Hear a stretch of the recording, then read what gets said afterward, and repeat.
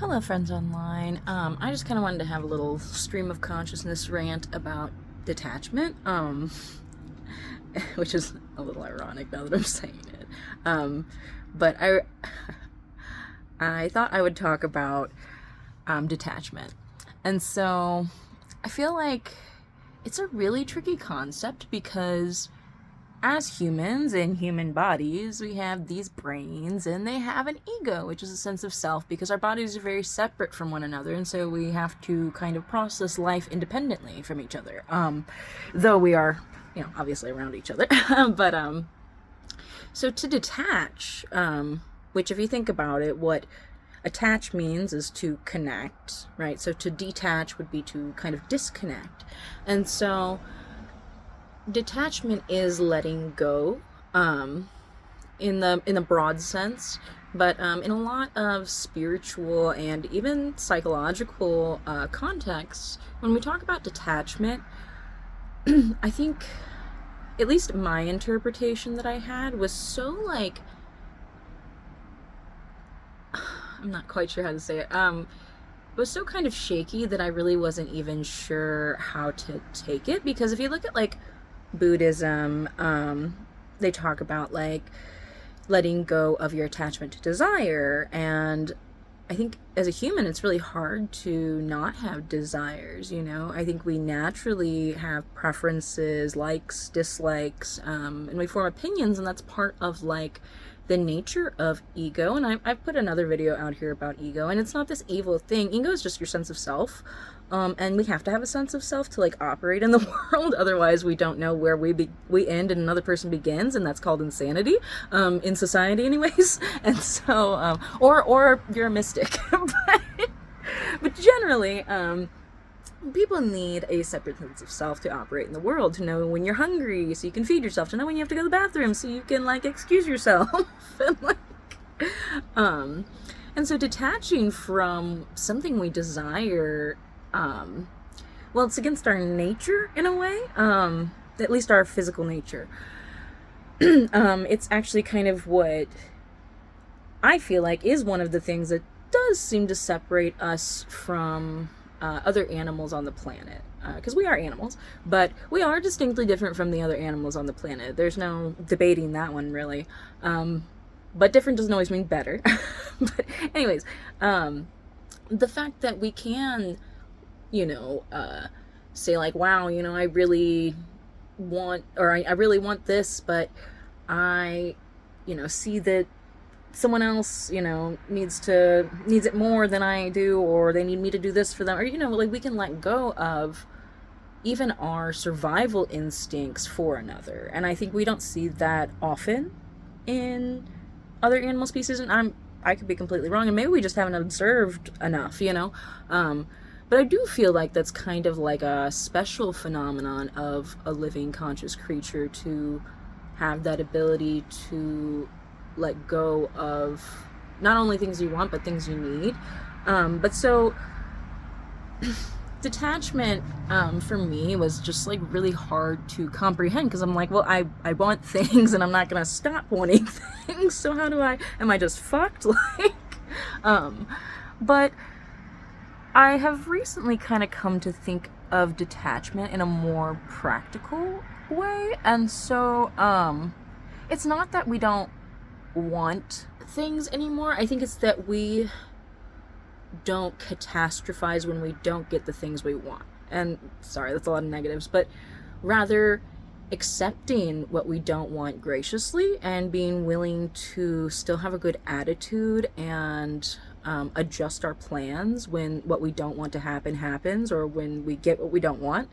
I think that is kind of my practical interpretation of detachment, because I can't just not want things. Like, if I'm out in the snow, I'm going to want a coat and shoes. Like, there's really nothing that I can think of that would make me not want that.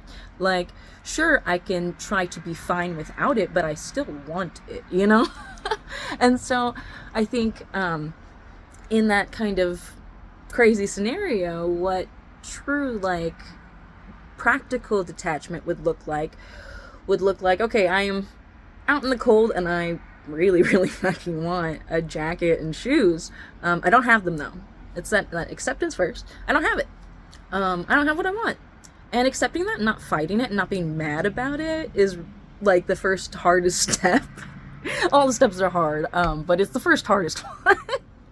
um, and then from there, from that acceptance, that allows you to kind of move forward and be like, okay, well, I don't have these things that I really want, but if I just sit here wanting them, that doesn't help me. So now you can move forward with a plan of like, okay, well, maybe I can go back inside, or maybe I've got shoes down the street or something because I'm not at home, so I can go get shoes at a store down the street, or like you can start thinking of your next actionable plan to deal with not having the coat and shoes that you need. And I think too, a lot of detachment is more of kind of like this attitude rather than anything else, like if I am in this terrible scenario, if I am practicing detachment, it doesn't look like me grumbling the whole way to wherever my next step in my plan is. It looks like doing my best to hold on and make the best of what I have. And I really do think that a lot of detachment can come from gratitude, which I know is kind of like counterintuitive, but when I am really presently grateful for everything I do have, I am not even concerned with what I don't have. And so in that way, I do kind of have this natural detachment. And this still doesn't like erase me as a person who has preferences, likes and dislikes, I still am gonna have those underlying things as like a physical expression, with the brain comes the stupid brain shit. But I do think that it is possible to kind of not it's possible, but we have to recognize our spiritual natures as well, and we are capable. I mean, I think most humans are capable of having spiritual experiences where you're more spirit than body, though I think most of us are more body than spirit. I mean, myself included. It's kind of hard to ignore all the physical stuff. Well, you have 5 senses and whatnot, but still, like, I forgot where I was going. This is what I get with stream of consciousness videos, but I keep doing them anyway. But detachment's not just like, I don't know, it's not letting go of being a person. I don't think that's a practical way of looking at it. And I think that like a lot of spiritual leaders will try to make it seem like you can't be a person anymore if you want to like not suffer. But that's not like true in my experience. I mean, I guess I still suffer, but I do also have moments of non-suffering, and I'm still very much a regular human being. I'm not some otherworldly being. I think human beings just have these like 2 different parts to us. Like we are both a spiritual, intangible being and a physical, tangible being, and like our mind is where both meet. We have the physical reality of the mind, which is the brain and its structures, and then we have the spiritual aspect of the mind, which is it's like electrical impulses, its patterns, its natural tendencies, its vibrational like frequency in unlike non-new age way, just like in the way those words mean.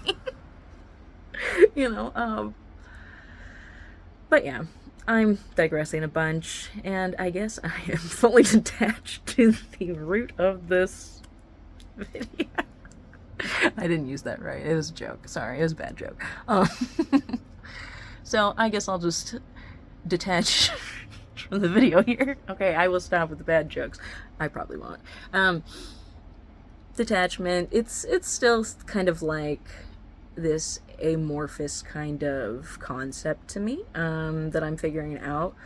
But for me, all the spiritual teachings in the world don't really mean anything if I can't make them happen in my everyday life. Because what is it to me then if I'm not practicing it, if I'm not able to do it when I need it, if I'm not able to use a spiritual tool, then it's really of no use to me. It's like, you know, if I had like a sawzall, I don't know how to use it.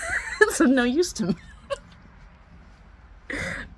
So finding a way to figure out how to use detachment for myself has been really helpful. And so I just kind of wanted to share and rant for my own sake too about it. So, which again is ironic, having a desire to share about detachment.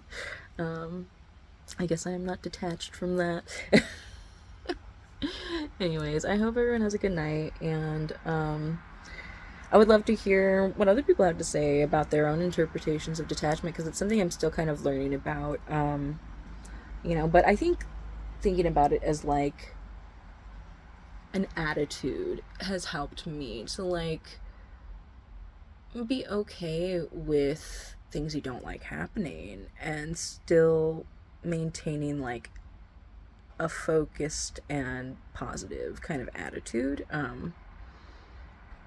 because it's kind of like coming from a place of security in a way, I guess, now that I'm thinking of it. Like, when you are detached from external, you know, needs, it's because you're sufficiently secure in yourself. You are self-sufficient, and you need not from the external. So like, you have no desires for any of it to be a certain way. It's not going to kill you, it's not going to break you if it doesn't happen just how you want it to, you know. Okay, I'm gonna stop too, because I just keep talking in circles, I feel like. So everyone have a good night. Bye.